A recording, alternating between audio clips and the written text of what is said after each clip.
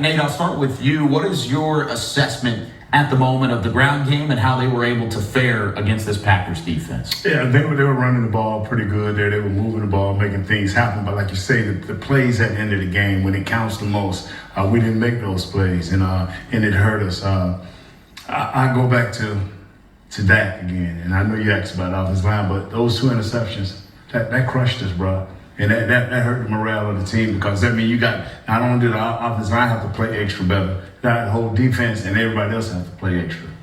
Yeah, I don't disagree with you, Nate. I think this offensive line did a great job for the majority of the game. But the unfortunate thing is you got to play the full 60 minutes plus some, depending on if you go to overtime like today. And that came back to bite them in the butt. Some of those holding penalties, lack of technique, you start getting tired and you start having to rely on your foundational pillars, getting your hands inside, running your feet, making sure that you drop your weight. All those things start mattering, and you can't just do them for 98.5% of the game. That last 1.5% is going to kick you in the butt, and it came back to bite them today. But overall, I love to see what they did today on the ground game, what they did last week. They need to continue to build on that. They just have to find a way on the flip side to not allow teams to do it as well. 9 penalties, 83 yards for the Cowboys, and really there were multiple holding calls that converted, or not converted, but really hurt the Cowboys on conversion attempts, especially in that final drive in overtime. So where do you start with trying to fix that? Because it's been a problem going back to last year, even 2020, if you wanted to go back 2 years. This is one of the most penalized teams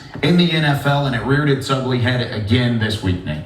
It's like Isaiah said. I mean, you got to go back to your techniques. What are you doing during the week? Are you doing that extra thing? We would say, hey, you're playing this for coach. Well, no, you shouldn't have been playing for coach. You should have been out there hitting the dome. You should have been out there hitting the sled. You should have been out there working with Michael Parsons, getting your hands inside, because he's one of your better pass rushers. It all comes down to that. Can you come back and put yourself in that practice situation where your hands inside, where you got your head placement right, where you're dropping your feet and stepping the right way? Isaiah's 100% right.